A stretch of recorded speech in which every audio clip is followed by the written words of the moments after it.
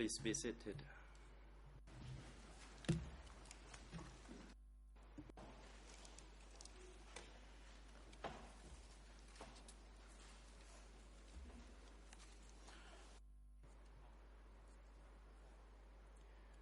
The court is now in session.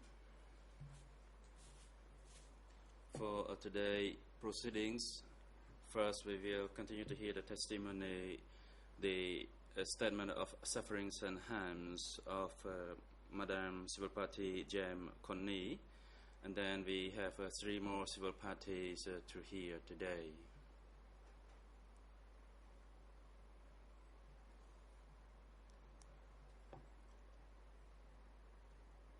And for today's proceedings, and before we hear the remainder of the statement by Jem Konni, the Chamber would like to inform the parties that today Judge Yutra is absent due to personal commitment, and after judges of the bench discussed, we decided to appoint Judge Tumani, a National Reserve Judge in place of Judge Yutra for today's proceedings, and that is pursuant to Rule 39.4 of the ECCC internal rules. And Ms. Chia Si-Huang, could you report the attendance of the parties and individuals to today's proceedings?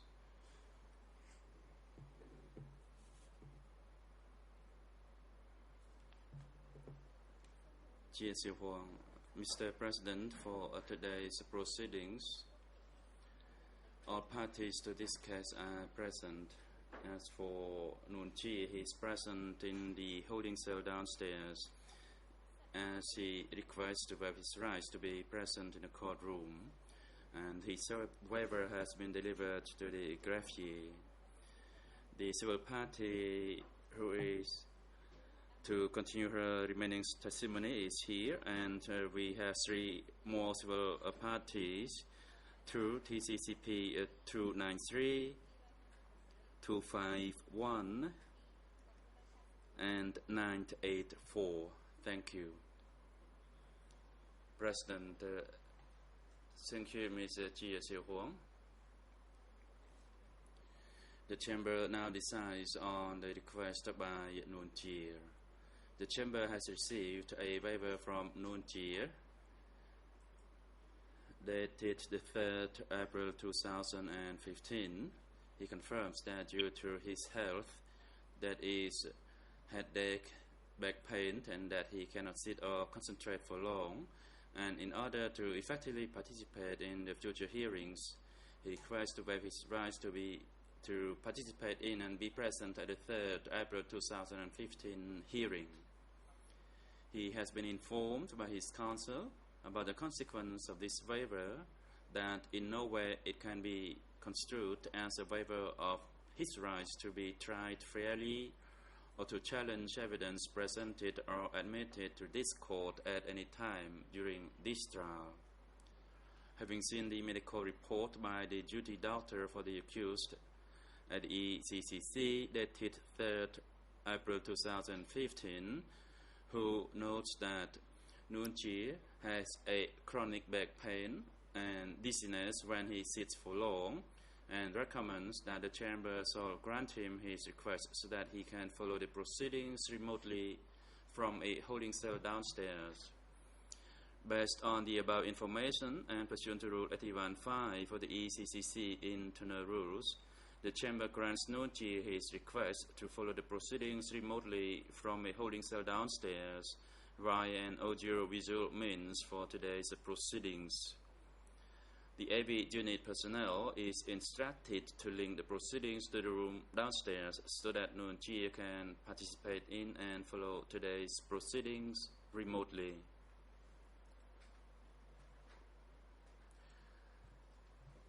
The Chamber now gives the floor to the co-prosecutors to put a question to the civil party, Madame Jam Connie in relation to her sufferings and harms during the period of democratic Cambodia. National Co-Prosecutor, good morning, Mr. President. Good morning, everyone in and around the courtroom, and good morning, Madame Jam Connie. My name is Sri Ratana, a National Deputy Co-Prosecutor. From what you stated to this chamber yesterday, you came from the lower part of Cambodia as advised by your mother, and then you were sent to Samrang Cooperative. Can you be more specific as to which lower part of Cambodia you were from and which year that it happened? Civil party, I cannot recall it since I was very young at that time. I did not know how to read or write, and I just came along with my mother and father to Prey Cap. And we stayed at Prey Cap for about 10 days with some of our clothing. And then they confiscated the clothes that we had for communal and cooperative use. I asked my elder sibling, and I was told that they just kept it for us and let us go to work. And then in return we were given a black uniform, and I asked my elder sibling again about this, and I was told that I had just to put them on. And then a man, Uncle Chon, told me that the Khmer rules would only allow us to wear black clothing.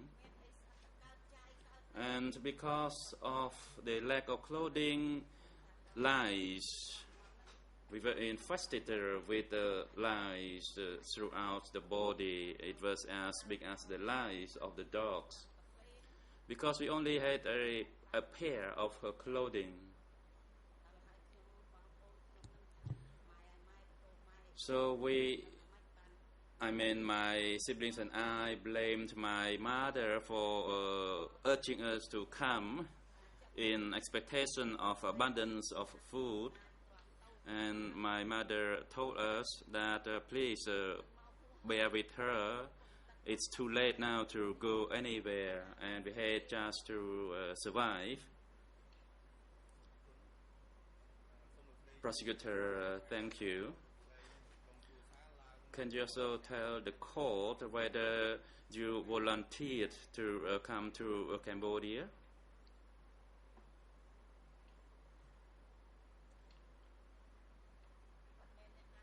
Answer, we were not forced by anyone.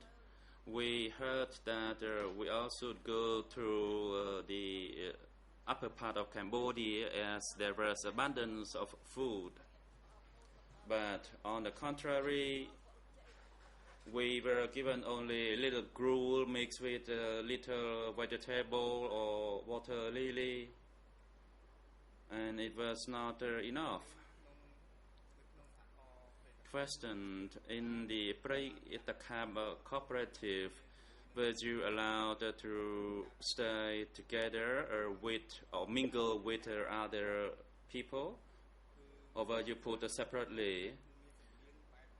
From the accent you speak, I note that you have an accent of those Khmers living in Kampuchea Crown.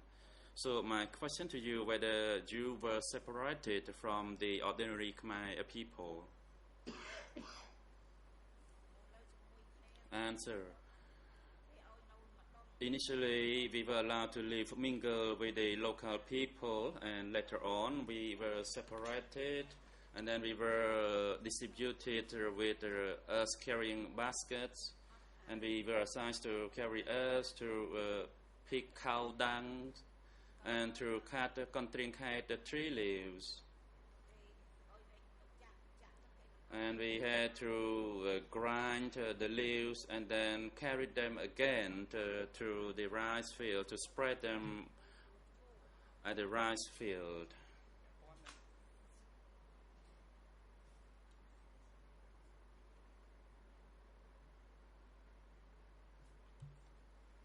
President Council Coupe, you have the floor. Thank you, Mr. President, and good morning, Your Honors. When the National Council noted in his question that the civil party has a Khmer Krom accent, I looked to the back. Of course, I cannot discern that myself, but it seems that the civil party doesn't have such an accent. So, just for the record, I object to the classification of her accent as a Khmer Krom accent.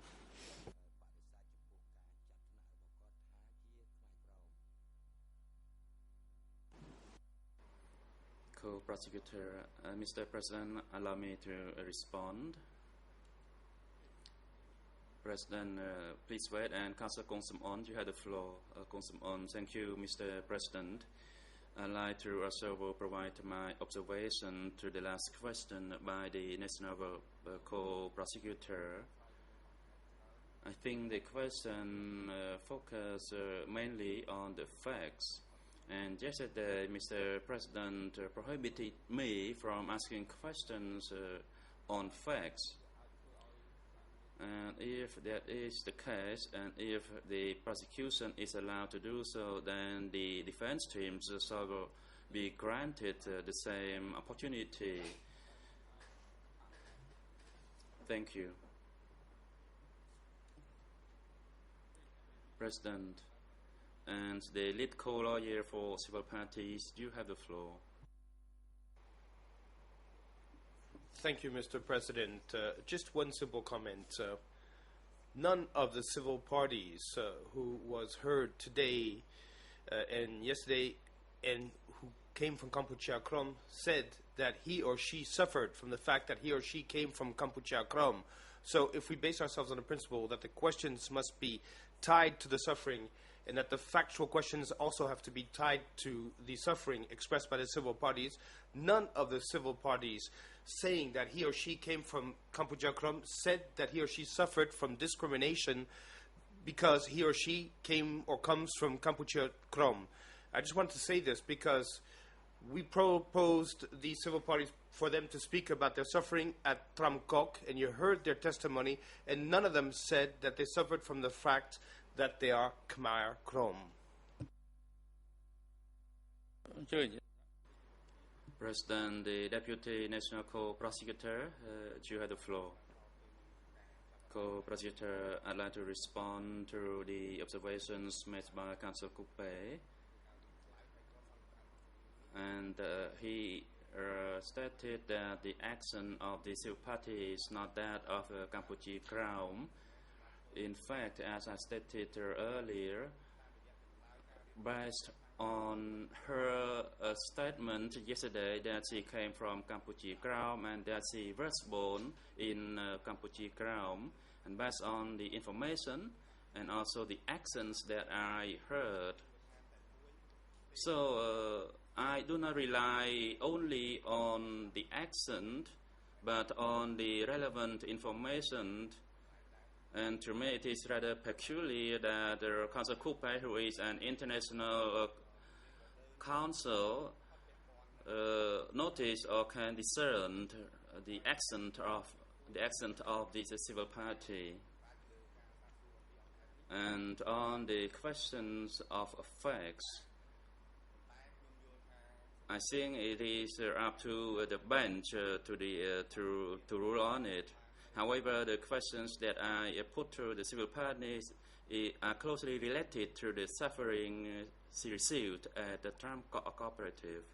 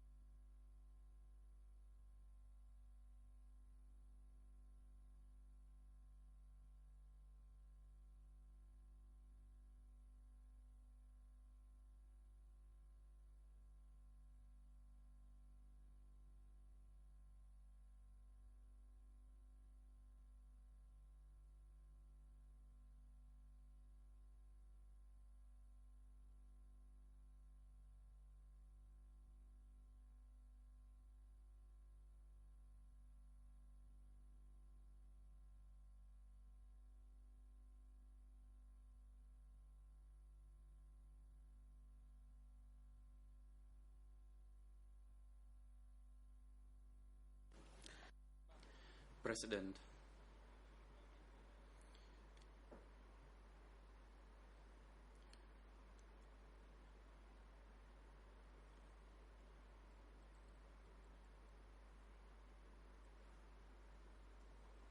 On the issue of the accent of the civil party, and which is presumed that she is a Khmer Kram or not, is not appropriate.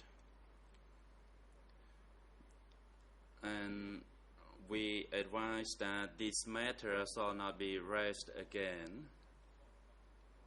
As to the objection raised by Kiew support National Council, the Chamber would like to remind the parties that yesterday the Chamber asked you questions of relevancy of your questions on the mistreatment of the Chinese, as the Chamber is of the view that that fact was not part of the facts or allegations in case 002/02.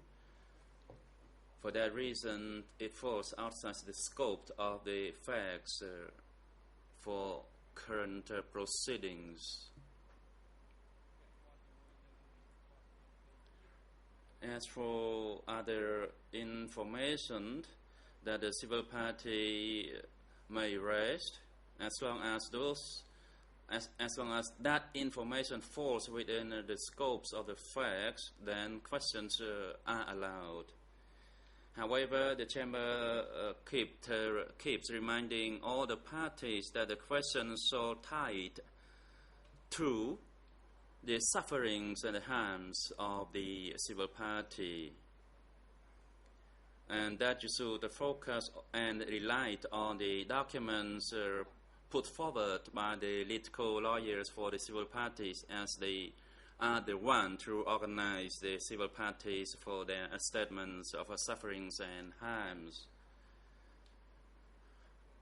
And we set that out clearly in our instruction, and that you should focus more or fundamentally on the statements of sufferings and harms. This is an exceptional proceeding to hear the sufferings and harms of the civil parties. Therefore, the objection raised by the National Council for Kiew Sampon is overruled, and the co-prosecutor, you can continue or resume your questioning. Rather, please hold, and I notice that Councillor Kong Sam-on is on his feet. You have the floor. Kong Sam-on, thank you, Mr. President. I'd like to seek a clarification on another matter from the bench. Yesterday, the witness spoke about the separation of the people, including the Chinese, the Vietnamese, and herself, and not only about the Chinese ethnicity. President, the Chinese or the Vietnamese groups are not the main topics or facts of the current trial, and that matter is far from the facts determined for the current segment of the trial. For that reason, the Chamber advised you to consider that, and if you have clear ground to submit to the Chamber, we would consider it. But you did not, and you just put questions in relation to this particular issue. President and the Deputy National Co-Prosecutor, you can resume. Question in relation to the food ration that you stated yesterday. that you had a gruel mixed with water lily, and when you were asked, you had to say that it was delicious. Can you enlighten the court why you had to do so? Answer: if we were not to say that it was delicious, then we would be mistreated. And we had to do that, and we had just to eat the soup. Otherwise, we would be taken for a refashion. Nobody dared to say that the food was not sufficient. And that also applies to the children. If one of the children said the food was not enough, then that child would be taken for re-education. And then we had to do so. We had to just say the food was delicious. If we were taken for re-education, then it means that we will be in trouble, and in order to survive, we just had to please them and to say that it was delicious. Of course, how could you say such a gruel mixed with water lily or mixed with banana tree trunk, and that is delicious? No, it's not possible. We were not given proper cooked rice. Sometimes we were given gruel mixed with cassava or other vegetable. And that's what happened. And that's the reality. Question: when you said the person would be re-educated, what do you mean by that? Answer: it means we will be taken away to be criticized, and that we would be punished by doing extra loads. For example, in a daily work plan, we had to carry only 20 baskets, but then we would be given extra loads, 10 or 20 more baskets. And at that time, we overworked. We were so skinny. Sometimes we fell on the ground because of the exhaustion and because of the lack of nutrition in the food. And as for us, we look so bony, we only could see our kneecaps. Question: based on your testimony yesterday, you spoke about your mother and your aunt, and I did not hear you say anything about your father. Can you tell the court and clarify this matter, whether your father came along with your family, or did he died before the regime? Answer: he passed away before that, and my mother was a widow, and when she saw people going to Khmer Lur, then she asked us to go with her. Co-prosecutor, Mr. President, I don't have any further question. President. And the chamber will now hand the floor to Nuon Chi's defense to put questions to this civil party. Thank you, Mr. President. Good morning, Madam Civil Party. I have only very few questions, but some questions are for clarification purposes. If I understood you correctly, you said that you were living in Kampuchea Krom around 1975. However, in the documents that we have received, it would seem that you were living with your parents in Phnom Penh in April 75, and that you were evacuated from Phnom Penh to Takeo province. Would you be able to shed some light on this?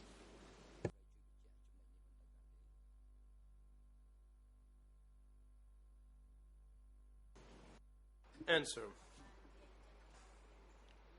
I did not say that. I said that I came from Kampuchea Krom, and I never lived in Phnom Penh with my parents. I did not even know where Phnom Penh is. I only know Phnom Penh now.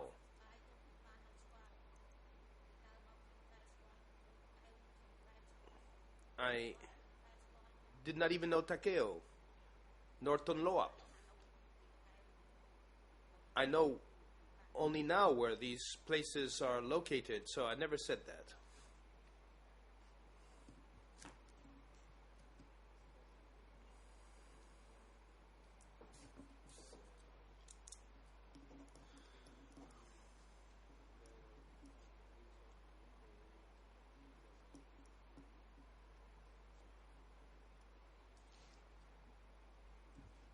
Could you please reference the document that you are confronting the witness with? D22/3204A, supplementary information form.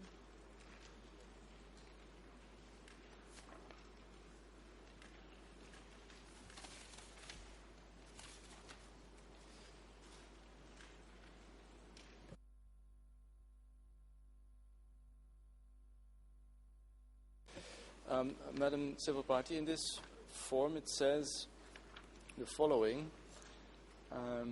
On 17 April 1975, my father and mother, who were former Lon Nol soldiers, were forcibly evacuated by Khmer Rouge soldiers from Phnom Penh to Phnom Denh in Takeo province. And attached to this supplementary information form seems to be an identity card with your name and thumbprint on it. So I'm trying to understand exactly where you were and where your parents were in 1975.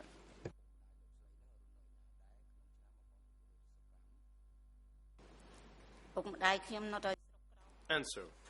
My parents were living in Kampuchea Kraum, and they died. I told you the truth. My wife was a widow.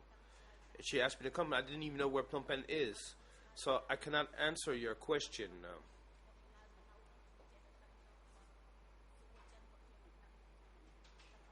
So I don't know what to tell you. I understand. Mr. President, would I have your leave to show the Khmer version of D22/3204A and ask the civil party whether that is her identity card and her signature and thumbprint?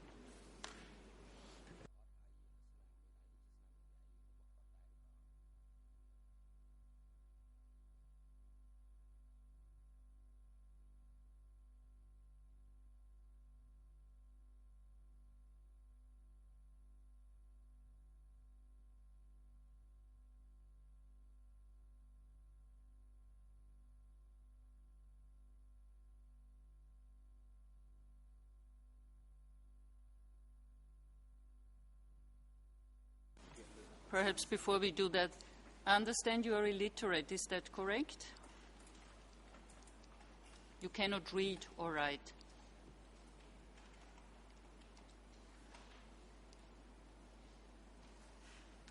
Civil party, this is a question from me to you.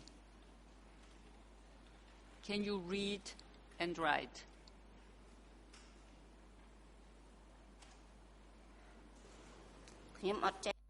Answer.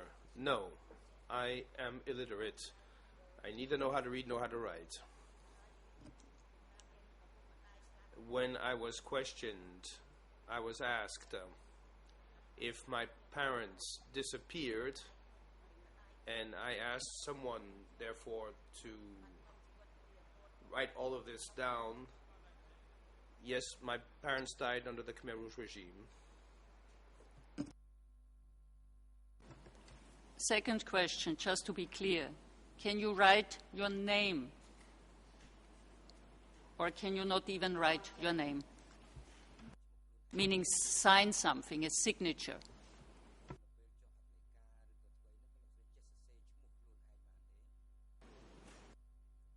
Answer. No.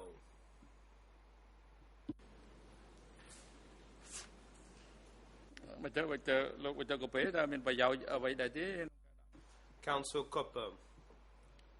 So what is now the point of presenting a document to a civil party who does not know how to read? That is a very good question.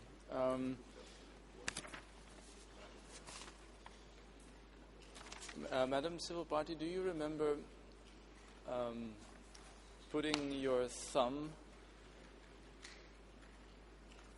on a piece of paper and print a form which was supplementing your earlier information?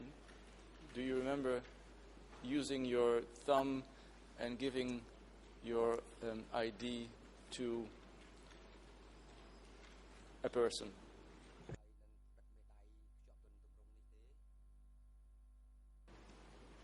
Answer.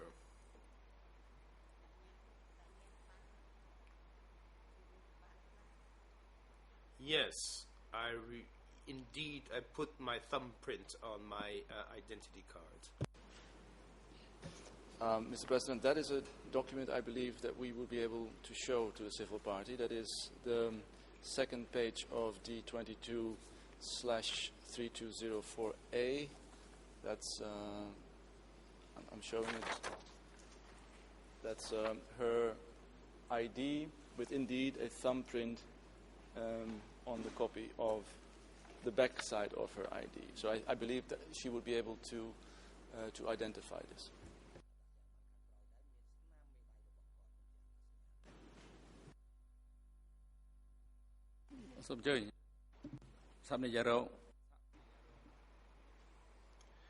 Yes, International Co-Prosecutor, you have the floor.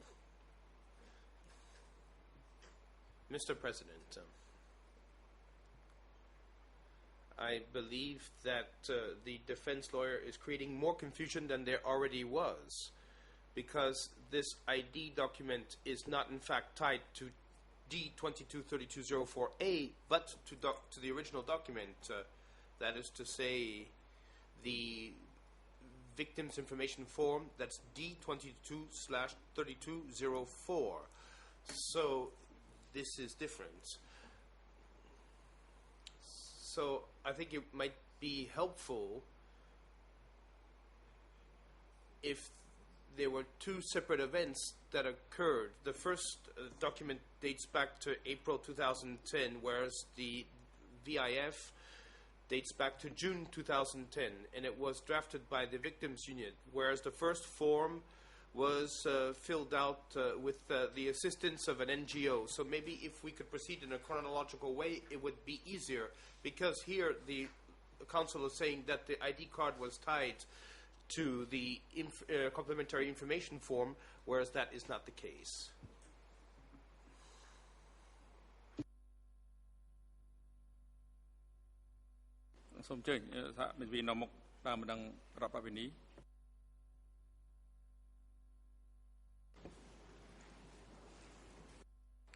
Thank you, Mr. President.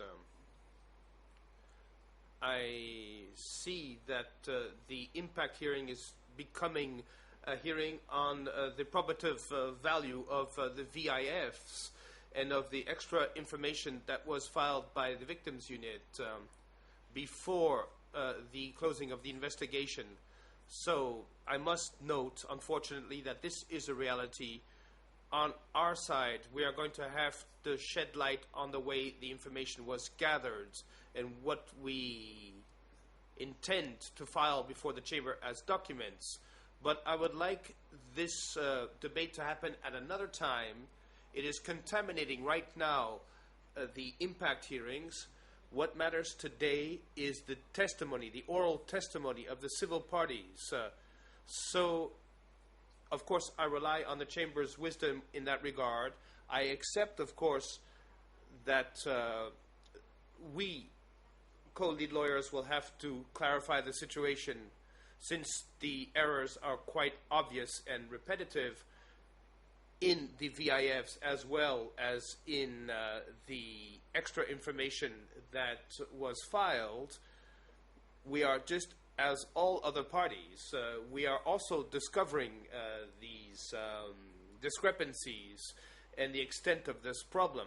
But I first would like the civil parties to be heard orally, and I would like us to hear what they have gone through, and that we don't spend too much time on these issues, which of course are important, but that today are polluting, contaminating the purpose of this hearing.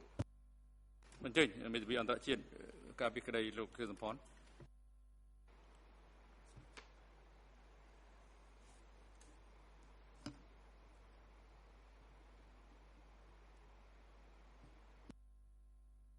Apparemment, il y a... Je crois comprendre, Monsieur le Président. There is a translation issue. I think you gave me the floor. Very briefly speaking, I understand that the hearing is not happening as my colleague might have wished. The problem is that we should have this discussion at another time. But how are we going to do this? How are we going to manage this? Whereas the elements, the contradictory elements, are coming up right now.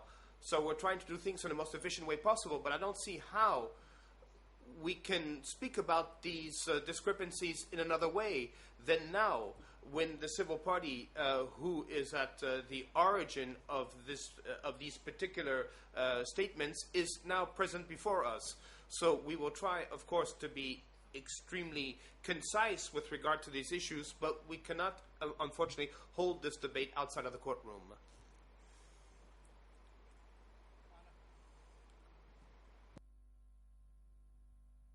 Fine.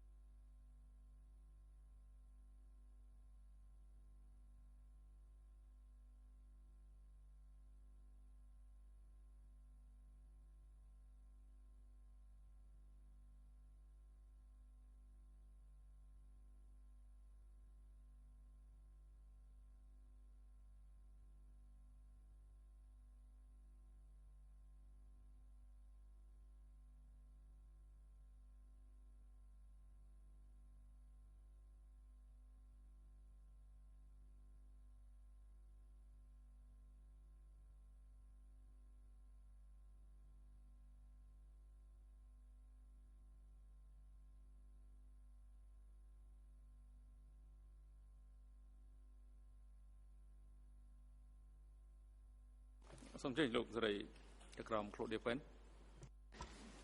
In order to find a practicable... Please proceed. To find a practicable solution, and taking into account what the co-lead lawyer has just said about apparent deficiencies in the process of civil party recruitment is not the right word, but handling at an early stage, we would suggest the following. Mr. Kope present the copy of the ID to the civil party so we can establish if this is actually the same person. I guess you don't expect her to identify her thumbprint.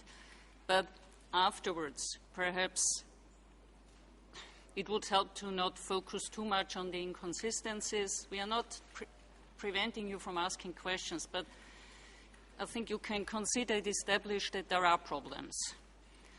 And again, we need to organize the remains of this day.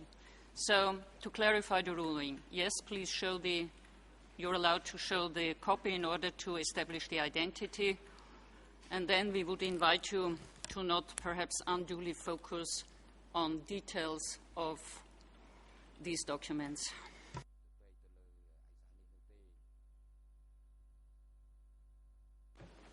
Can I, Mr. President, hand this to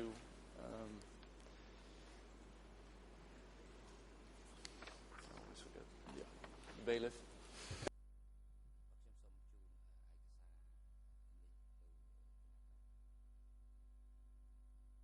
Chun tên á, chun ai cái tên á.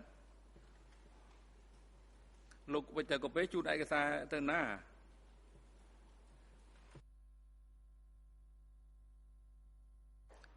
To whom would you like to give the document? Bây giờ hay mình có bảo đấy.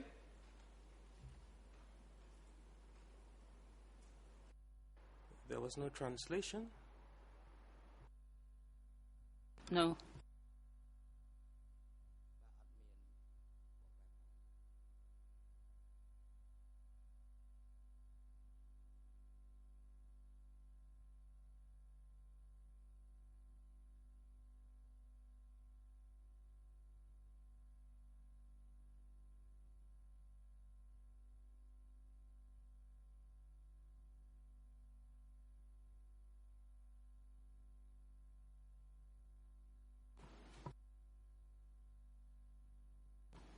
Councillor, I think she's waiting for your question.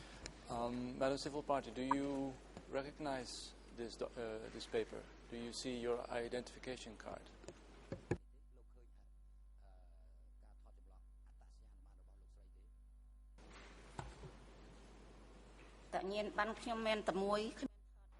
Answer?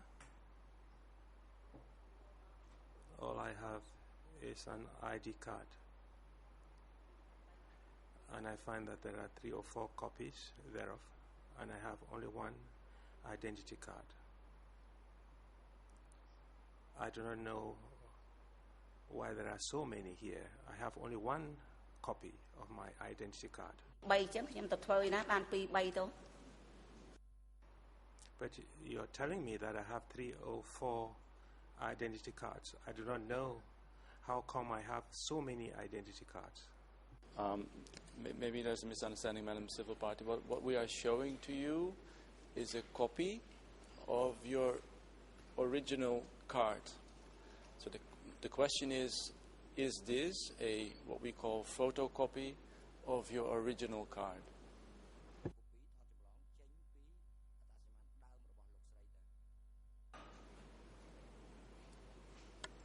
Answer?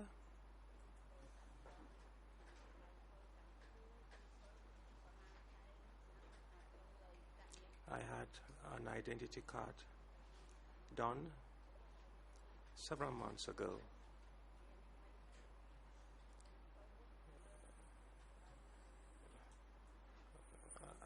I cannot talk about another identity card.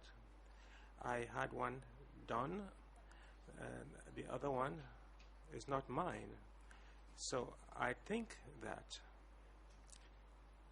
the identity card on top of the pile is indeed mine.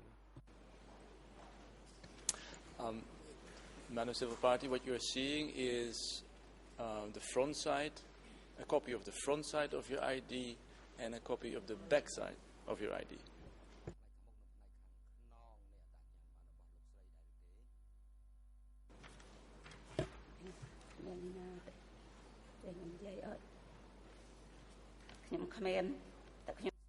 Answer? I have told you no, and I stand by my word. I have only one identity card. I have never done any copies of that identity card. លោកត្រីคนนี้ធម្មតាក្នុងអត្តសញ្ញាណប័ណ្ណហ្នឹងវាមានខាង Mrs. Connie, normally there's the front page and the back page of your identity card, and what has been done is just a copy of the front page and the back page. You'll find your photograph on the front page, and on the back page you have the stamp of Phnom Penh municipality. Indeed, it is only one identity card, because we cannot copy your identity card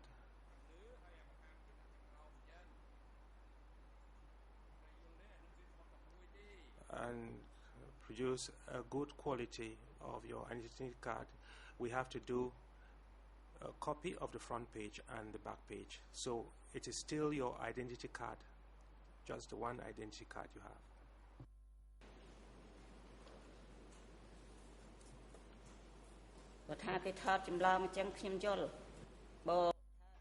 Answer. Well, if you say that my identity card has been copied, then I would understand. But if you say that my identity card has been falsified, I wouldn't accept that. But if you confirm that it is my identity card, I would accept it, Mr. President. The President? Question. Do you think this is a copy of your original identity card? Please answer the question. Answer. I was told to do a photocopy. Now I am using my current card. I copied the former ID card. President, do you recognize the photograph on that identity card? Does that photograph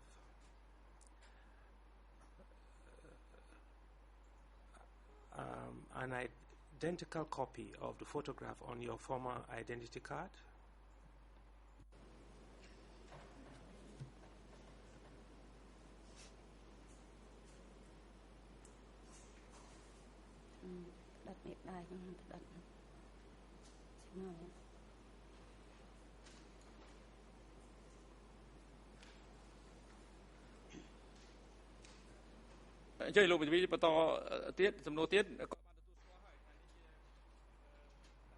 Council, please proceed. The civil party acknowledges that this is a photocopy of her former identity card. She has received a new identity card, which is a hard copy. Madam Civil Party, I'm going to try to ask you a simple question. Were you and your parents in 1975 in Phnom Penh and then evacuated, or were you in Kampuchea, Krom, and subsequently evacuated?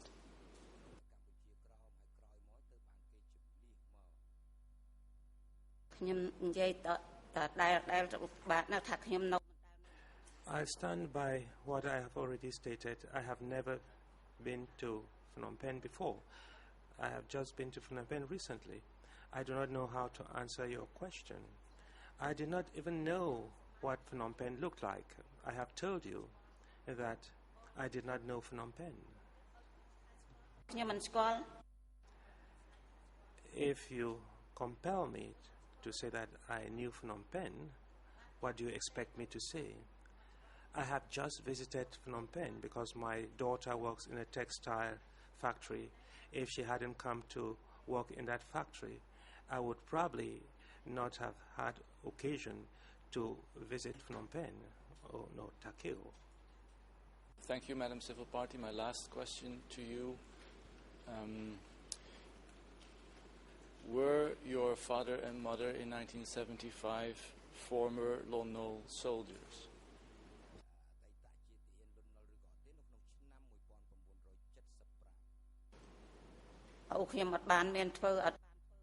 Answer, no.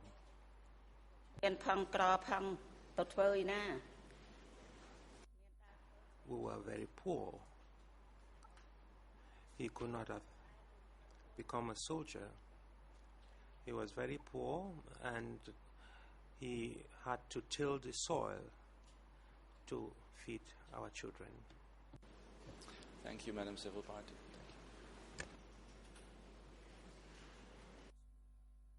បាទជាបន្តផ្ដល់វេទិកាជូនទៅក្រុមមេធាវីការពិតឯលោកខៀវសំផន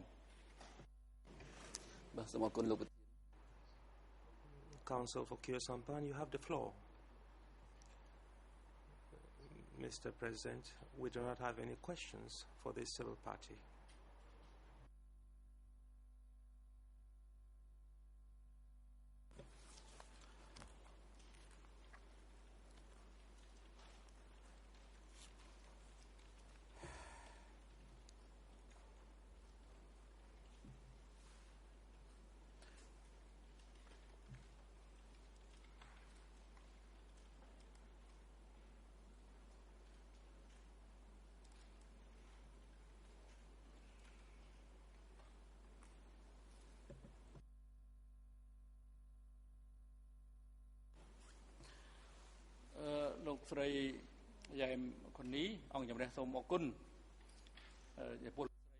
Mrs.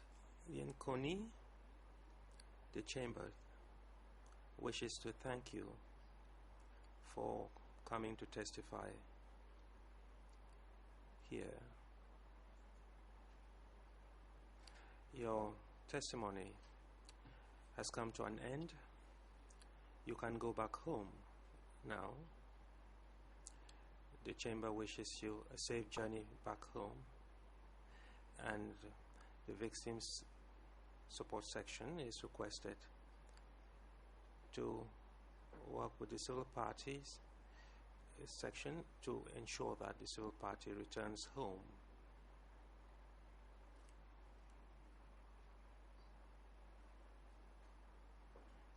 It is time for us to adjourn, and we will resume at 10:30 a.m. Thank you.